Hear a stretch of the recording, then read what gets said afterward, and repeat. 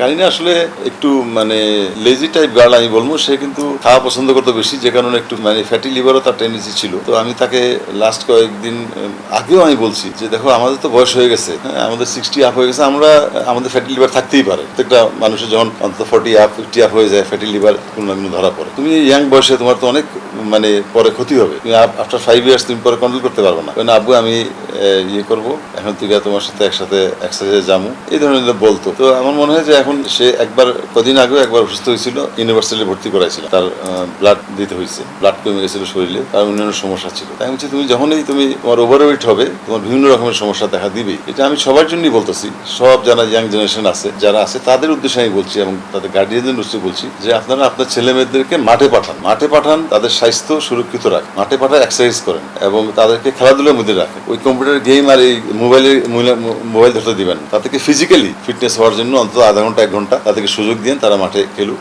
যাতে body fitness ঠিক থাকে।